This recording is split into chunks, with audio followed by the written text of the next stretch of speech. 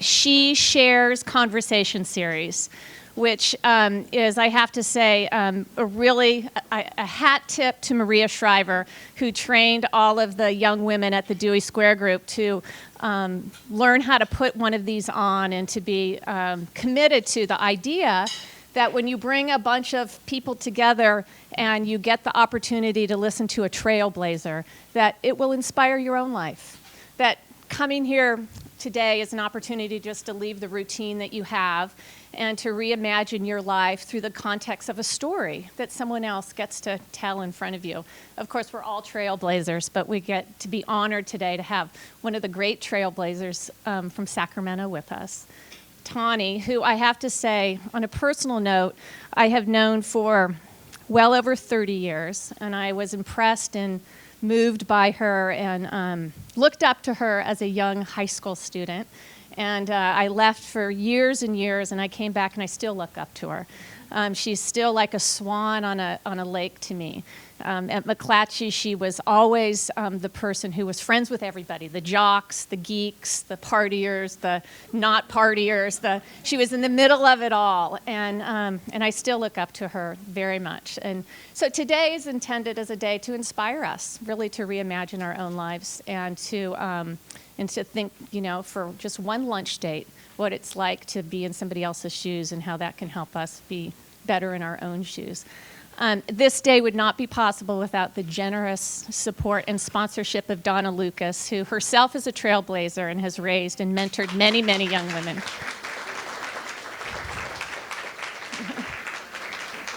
And Tina Thomas, who has mentored many people herself, including me. So I want to thank the Dewey Square Group for doing this, and without further ado, introduce Karen Breslau, who herself is a trailblazer, who for 20 years was with a Newsweek magazine covering the world, literally, and spent some time in the president's office at the University of California before coming to the Dewey Square Group and running their communications practice as of January of last year. So, Karen. Thank you, Karen. Come on up. Thank you. I also want to thank Karen Skelton, not only for that wonderful introduction, but mention that Karen is also one of our sponsors today. So thank you, Karen.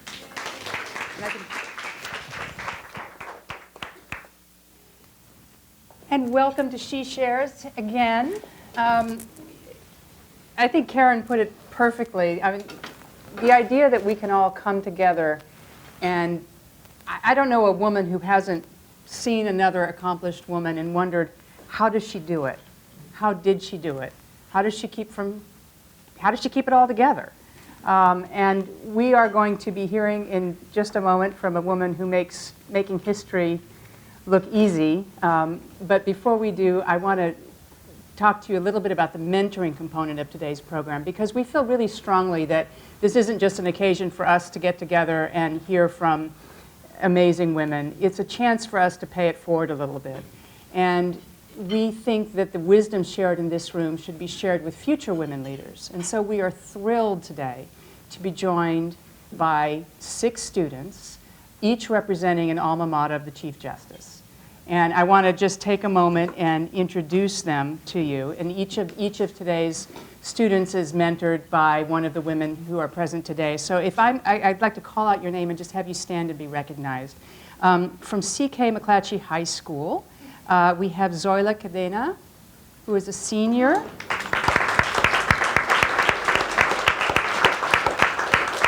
And is mentored today by Donna Lucas. Also from McClatchy, we have Mai Zhang, who is a sophomore, and mentored by Karen Skelton. From Sacramento City College, we have Tamara Knox, who was mentored by Margaret Lyons of Dewey Square. And we have Samantha Suarez from Sacramento City College, who's mentored by Karen Baker. From the University of Davis Law School, we're joined by Julia Johnson, first-year student, and Marissa Martin O'Connor, a second-year student. Welcome. So this is for you and for everybody in this room. I'd like to say a special welcome to our very distinguished guest. Tani Cantil-Sakauye is the 28th Chief Justice of California. She oversees the largest court system in the nation. She's the second woman to hold this position, the first Filipina American. She is a graduate of UC Davis and the UC Davis School of Law. She became Sacramento's youngest judge when, dig this, at the age of 30, she was nominated to the bench by Governor George Deukmejian. Some years later, in 2010, she was nominated to the High Court by Governor Arnold Schwarzenegger, who called her a living, breathing example of the California dream. And no pressure there. But I'd like to say, first of all, welcome to She Shares. And if we could just start on that note, your family history, from what I have heard, is a remarkable reflection of California's history. Your parents were farm workers. How did that shape your view of the world? Well, first, let me say I am honored to be among such accomplished, strong, nurturing women, and I'm happy to see that we are extending our hands to others, and it's a pleasure to be here. My family does in some ways reflect California history, and maybe not the best of California history. In terms of, I have relatives who couldn't marry one another because one was Filipino and one was white, so went out of state to accomplish that. Both my parents eventually came here and worked the Delta, and so I have aunts and uncles who were born in some of the small towns because they followed the crops. And to this day, I'll be driving by a field and my mother will say, wait, stop, I used to camp there. And there's nothing there. And I'm looking, thinking, where? And she has these memories of, fields. And then my in-laws, who I've been married now 18 years, were both interned in different camps and then returned to Sacramento and ended up living on floors of gyms and churches until they were able to find homes. So in some ways, it does reflect the history of California, but it also reflects, I think they also reflect the spirit of California, because notwithstanding what they faced, which probably parallels a lot of the ancestry in your home or in your family or your friends' families, they still have hope and motivation and beliefs that the future is good and that you can find your way through this, and there's opportunity to be had with the right amount of work and the right attitude. Great. You talked in your State of the Judiciary speech earlier this week about an encounter that your mother had with the court system, I think when you were quite young. Could you tell us a little bit about that and what sense of justice or injustice it left you with? Well, I grew up on 3rd and O Street, which is now luxury condominiums.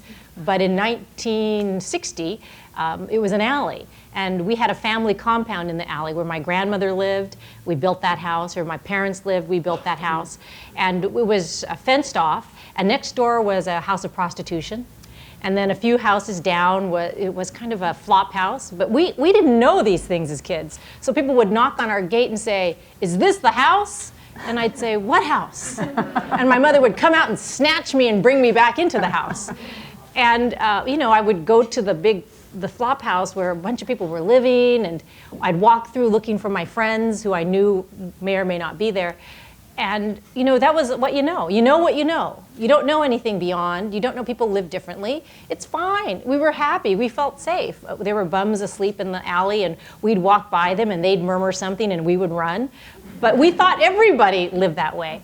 And then when I was about 8, 9, I learned we were moving, and I didn't know why we were moving, except that it was a very sad, hysterical time in my family because my grandmother had to go someplace else because we wouldn't have this family compound, and my mom and dad were getting us. There was a lot of fighting, and I remember them who used to say, "Clean up your room and be careful where, don't mark on the walls." Now we could write on the walls with crayon.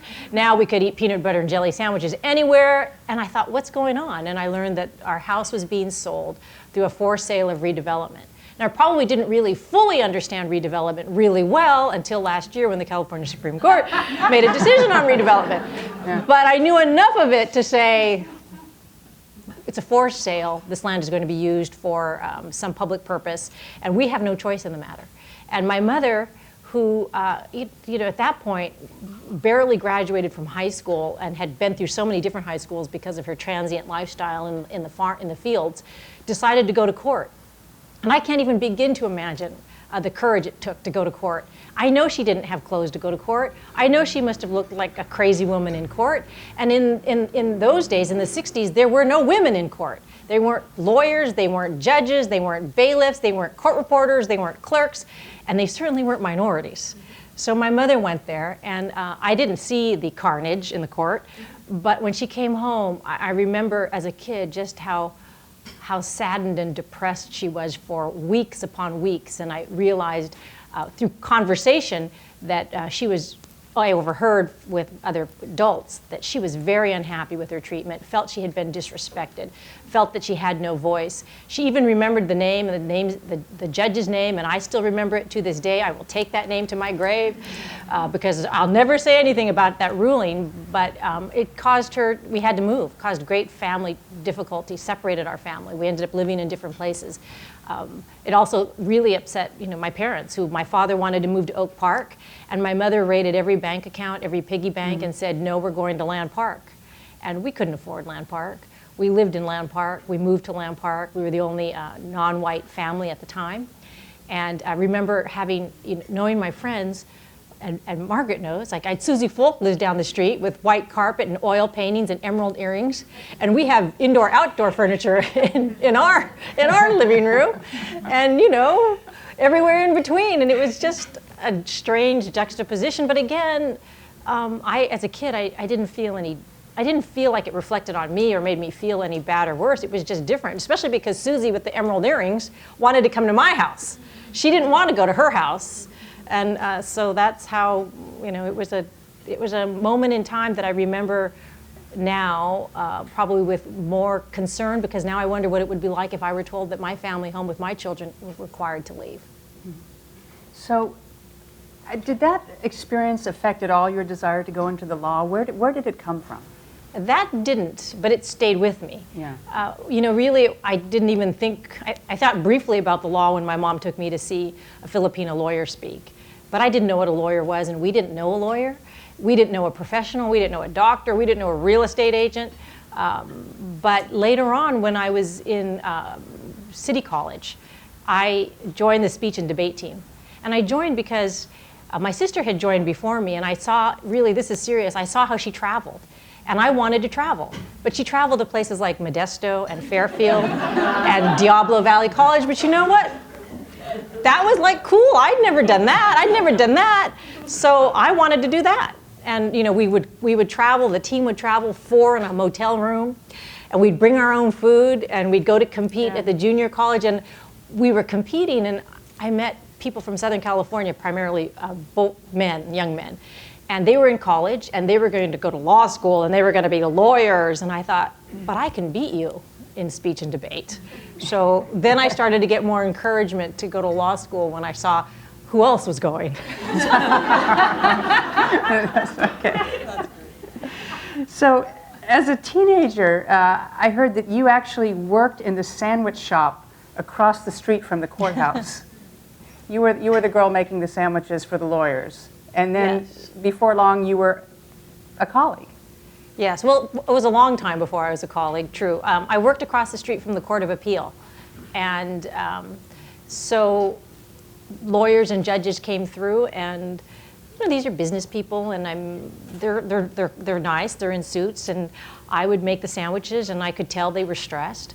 I could tell they were in a hurry. You can tell by someone's body language and how they order and how they treat you. And it was a good experience. And one of your other jobs that I absolutely love, you worked as a blackjack dealer, I guess, during law school and again after you graduated. Yes. What did that teach you? You know what? It taught me how to read people. I worked after my first year in law school. Jobs were scarce, and you couldn't get a paying. You were a 1L anyway, and you weren't really getting paid externships. So I worked for a criminal defense attorney for a while, and then told him I have to go and make some money, and I went to work at Harrah's with some other law students and college students from Davis. And what I learned was really an eye-opener. I'd never really been in a casino, and I learned how people bet, and I learned how they bluff, and I learned when they were drunk, and I learned what they did when they were drunk, and I learned people who faked that they were drunk, and I learned card counting, and I learned people who card counted, and I would see them in a crowd, and I'd have a guy who's pretending to be drunk, and he's betting wildly on my table, but there's a team of guys behind him, about 3 nondescript looking men, and they're waiting for him to give the count, because this is a 1 deck in those days. And when he would do something at the table, they would come in and plunk down a big amount of money and everyone would win. So, I mean, it was about strategy and manipulation and appearance and how things aren't what they really are. So I learned that about human behavior, helped me pick juries later on when I became an attorney. And, and it also, I think it taught me that, there's a lot of different people play calculated gaming, calculated gambling. And it just really sort of opened my eyes up. I was about 21 or 22, 23. And so when I went into the DA's office, I really didn't know much about life. I came out of law school into the DA's office. How do you prosecute real life crimes when you haven't had a real life? How do you know how to pick a jury when you don't know people, when you're 23 and everyone you know is 23? But being a blackjack dealer and waiting a lot of tables helped me read people for picking a jury. That's amazing training. It's great to hear these just very real life stories, because I think the judiciary, back to civics class, and it is really the most mysterious and least understood branch of government, and I think perhaps one of also the least diverse. I was astounded to read a recent report that 70% of California's judges are men, 72% of them are white. And I am wondering what you think that profile, what practical effect that has on the administration of justice in California. Well, I think that we understand that historically, judges are people who've reached sort of the pinnacle of their career. So they were young lawyers, medium-aged lawyers, they went to the bench. So if you look at the history and the development of law, it's been primarily dominated by men. Men were primarily the predominant people in law school. So there's going to be a natural accumulation of men in the branch just because they have the most experience, they've been in the pipeline, they're at the top of their career for the most part. But now when we look at more women in the pipeline, I realize that there's only 30% of women on the job as judges. But my experience has been the male judges have been pretty visionary, very inclusive. I mean, when you look at Malcolm Lucas 25 years ago, he did the first study on gender in the courts. This is Malcolm Lucas, who was the Chief Justice. Of course, he was influenced by Rose Bird, but he followed the idea of gender equity in the courts. 5 years later, he created another study on racial and ethnic bias in the courts. 5 years later, under his leadership and Chief George's leadership, they made the first goal of Judicial Council to be fairness, access, and diversity. So it was the same 70% of white males who started us to think about that the judicial branch should begin to look more like our population. So I like to think that the judicial branch might have more men on the bench, but these are different kinds of men. These are men who look at the development of the law, who look at the importance of diversity, who do try to be visionary for the most part. The leadership has been visionary for the most part, and we're starting to see a change. And we've had pretty great governors who've been tuned into the need for diversity and are actively looking for more diverse appointments to the bench. I think there are now something like 21 female Chief Justices That's around right. around the country. Yes, and that's great dish. When we meet a couple of times a year. Oh, do tell. Well, all 50 50 chiefs meet, plus the 3 territories. And the women chiefs are a remarkable group of women. They're at the top of their game, and they have great stories to tell about on their bench, how they got there. I mean, when you're talking with the Chief Justice of Alabama, holy cow, there's some great stories about that. But universally, they have said to me that when they first started and as they ascended the branch bench, there have always been kind of covert, understated opposition because someone else thought that they should get their job. And they asked me, do you have anyone on your bench who thinks that they should have gotten your job? And I can honestly say, absolutely not. I think people on my bench are relieved that I'm doing it. Especially now, I think is what's going on. You passed the tin cup, right? There was actually a lawmaker. California has been, I think, fortunate in some very far-sighted governors, but it doesn't extend everywhere. And there was actually a lawmaker who commented publicly on your appearance and on your niceness. And I'm wondering how you felt about that, and also whether that could have ever happened to a man in your position. Well, I don't think it could have happened. I can't really envision someone saying that Chief George was nice and attractive. But he was both of those things. He was. He was more than those things, right? But yeah, exactly. Thank you, Donna. He still is. You know, it took me by surprise. I have to say that it's a different world in the legislative branch. Those who know me, like Karen and Margaret, will say, well, she's not so nice. You know, I just have to take it in stride because I have a bigger message. And I think that's probably a lesson. You know, people, sometimes you will be the unfortunate, you'll hear unfortunate comments about yourself from other people. And you can't allow yourself to be a victim. You can't allow yourself to hold you back. It's just another person's opinion. I mean, my mantra used to be praise and blame. It's all the same. And it really is, because you'll find, you know, in the course of your life and career, you'll get both, sometimes with the same decision. So I take it in stride and try not to let his comment define me or to preempt the conversation and the message I want to bring. And what is the message? The message I want to bring is it's a new day, and for however people might feel about the past, I'm not about wringing my hands, and I'm not about playing the blame game. I'm not about talking about millions that were lost 5 years ago. I'm talking about how we move forward from that. I'm really talking about these are our problems now. I would like everyone who thinks they have a constructive input on this to come forward and talk to me about it. Let's talk about it.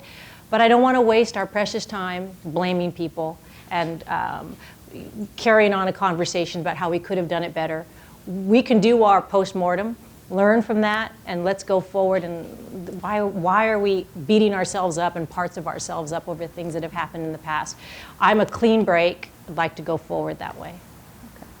Well, at She Shares, we're all about the advice. And I know that you recently met Justice Sandra Day O'Connor, for whom your basketball team was named in law school. Which I love. Sandra O and the Supremes? Justice O. Justice O and the Supremes. Did she have any good advice for you? She did. Well, she was 1981 the first female appointed to the United States Supreme Court by Ronald Reagan, and 1981 was the year that I entered law school, and that's when we decided to name ourselves Justice O and the Supremes on a basketball and send her a T-shirt that was purple. But, you know, her advice was, it's more by example. I spent some time talking with her, and her advice to me is not a direct, this is what you should do and this is what I did.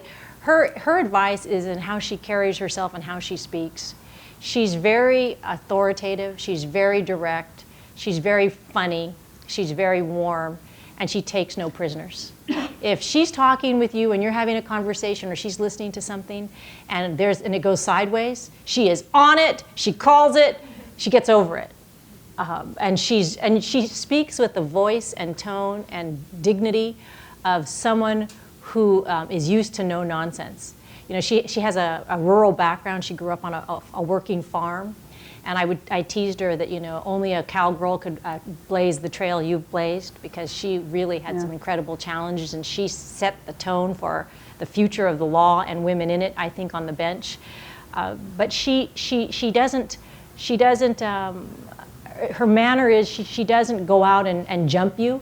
She lets her dignity and her aura speak for itself. And when you get into, if you're lucky enough to penetrate the aura and get near and talk to her, to me it's sort of a life-changing event. It's a lot. I meet a lot of folks, but meeting Justice Sandra Day O'Connor and watching her in a panel talk about women in the law and her experience, and and her observation was just world-changing for me. Who are some of the other women who've inspired you? Oh, many. I have to say first, my mother, just a tough, determined woman who worked through all of the arrows that were, shot her way. But also one of the first female judges I ever came in contact with, who's now passed away, is Judge Carol Miller. And the reason she was a mentor for me is she went to law school after she raised her children.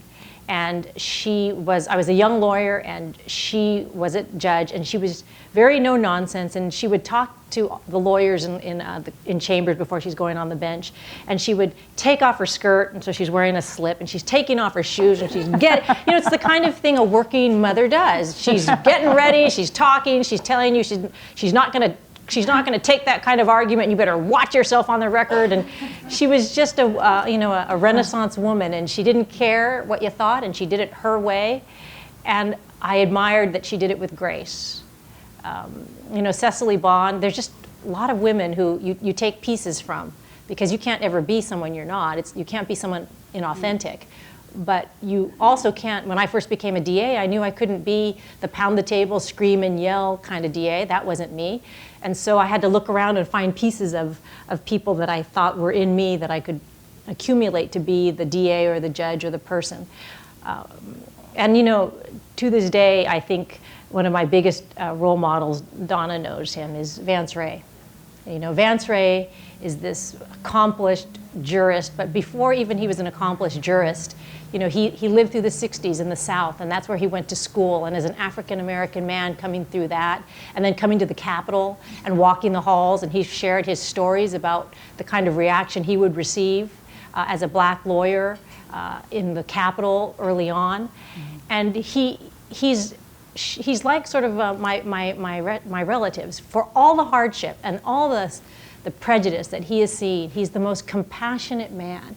Never says a bad thing about anyone, and is always positive and sort of tomorrow's another day. Tomorrow's another day. Great.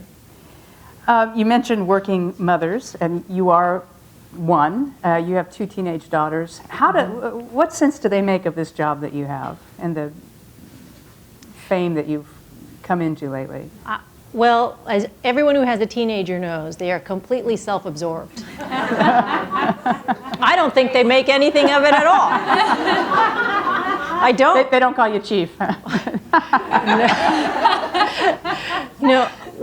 I had them, I was already a judge, and I moved offices to the different chambers and the Court of Appeal, and they have never asked or made a distinction or anything. So I think that the grand experiment is working. Well, I'd like to ask you on the theme of advice. What one piece of life advice would you offer to your 17-year-old self, or to your daughter, or to one of our students who are here today? What's guided you? Well, I have to say it would be it's obviously a retrospective piece of advice. And that, I think, is that no one can demean you but yourself. I think that's really important to remember. What I try to tell my kids more than anything is the best thing I can give you is the ability to cope. Because there's no way that we can see around corners and know what your challenges will be, because they're going to be different from ours, and some will be the same. So I want to give you the ability to cope. And when I think about the things that cause me the most sleepless nights are probably earlier in my life, when I would lay awake and be worried about what people said or what people are going to think, and what's this mean to me, and how is this going to look, and am I going to get in trouble? And I think most of my worrying, and probably still today, admittedly, is that fear. And I think that you have to know that you should not disappoint yourself, and make yourself proud, and don't let others take that power away from you. Don't let another person ruin your day when they say something horrible about you. You can't let someone else take away your power when you're demeaned, and understand that only you control that. You can't control some activities or events, But you can control your response to them, and your first response should be to protect that inner part of yourself, because that's your spirit. That's the thing that I think makes you want to try again and again and again, even though you've failed. And that means in relationships, that means in schools, that means in jobs, that means the next time you've got to go in and face that person who's always horrible to you, always horrible to you. You can't control them, but you can control how you react to that, and you can't let that person demean you. So it's kind of what I say to myself all the time. I think I'm better at it at 50. I didn't have it at 17. But I wish someone had told me that at 17. Might have saved me, might have had a few more nights sleep. Or dealing blackjack. Yeah. Well, thank you for these incredible words. You guys aren't going to get off this easy because you have one chore to do, and that is she shared, now you share. And I'd like to invite each of you, there are notepads at your table, and I'd like to ask you all the same question. You can either, if you are so inclined, you can post it directly to our Facebook page, she_shares, or you can just write a note here and we will post it for you later. But your best piece of advice to your 17-year-old self. And if you're 17, you're off the hook. And while you're doing that and thinking about that, we've got a few minutes for Q&A. And if you would just let me know if you have a question, and identify yourself, that would be great. Yes, please. Thank you. Marilyn Eisenberg. I wanted to get your advice on what more this group can do to encourage women to apply for judgeships. The state percentage is pretty good, the ratio of women, and this governor is helping matters. But on the federal level, it's miserable.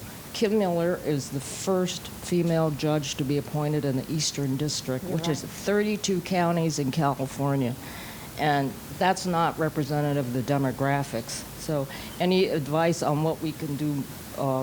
You're a role model, obviously, and your talents and your abilities lend a lot to getting through the process. But beyond that, is there something else, that the support network that could be built to encourage young women to apply? Thank you. Thank you. Well, first, before I answer that question, I want to thank you for all the work you've done in Sacramento and all the leadership you've brought. I know how instrumental you are in sitting on committees and vetting candidates and encouraging people. Thank you. I know that you've done tremendous work.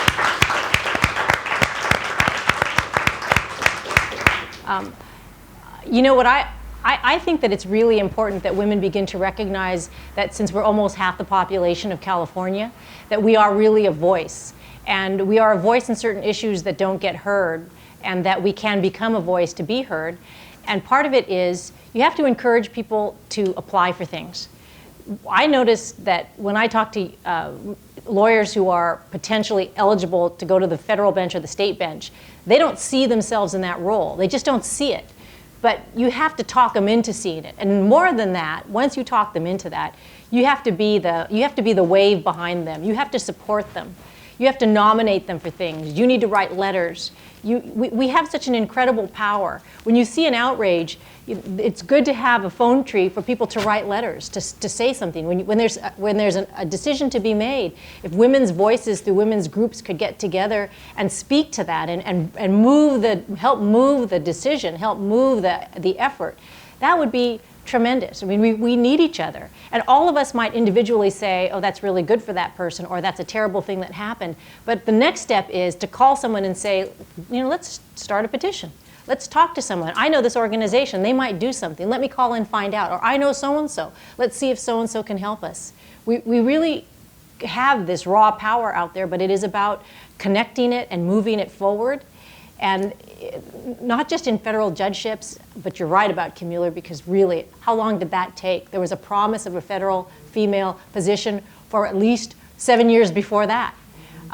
But also we have to start small. We have to get women into positions where they can be and have the opportunity to be named for that position. We want a qualified woman in that position. We want to give her the skills and ability and experience that when she gets there, she's going to wow them there. And that starts by recommending women for boards and recommending each other to put in for student council, city council. It really means about getting women in position. Thank you. Anybody else? Please. What gives you sleepless nights now? What obstacles doing the things you want to do in this amazing position that you're in.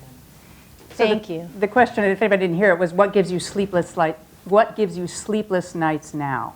It's really, what I find that wakes me up in the middle of the night and I find I'm gritting my teeth, and maybe is it's all the false information that's out there that seems to be getting play. That is so disturbing to me. The branch, the judges, lawyers, when you go to in court, the facts are holy. They're holy, and that's our starting point, as you know. And what disturbs me is this information out there that keeps misstating information as if it were true.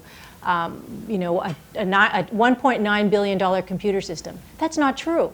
It was $350 million, and $1.9 billion is in 20 years if we deploy it to 58 states. It's just this constant. 58 counties. 58 counties in the state. Thank you. It's this constant. I'm battling misinformation as many times as I try to get information out, because it's the misinformation that damages us. You know what else keeps me awake at night is the absolutely incivil, whatever the word is, lack of civility that we're having in discourse, not only amongst the branch, but at the legislative level. It just destroys us. It destroys our credibility. We're hurting ourselves. We're inflicting our own injuries by degrading one another. That gives me sleepless nights. It just as a follow-up to that lack of civility, I just don't recall it before. So why is it different today? I wonder today, here's my thought as why it's so bad, at least in the judicial branch. I think it's because we're in our 4th year of a cut. If we were in our 1st year of a cut, we weren't even having this conversation because we had hope it would improve. And it's in our 4th year, we're seeing cuts to the bone, and it's generated by fear, and at some point it's just unhappiness and worry. That's what I think it is. It's this sustained situation that we're in. Anybody else? Okay. Well, you have survived and thrived and set a very high bar for future She Shares events. Thank you so much to the Chief Justice of California. Thank you. Thank you for handling it so well. It's very fun with you. Thank you. Thank you.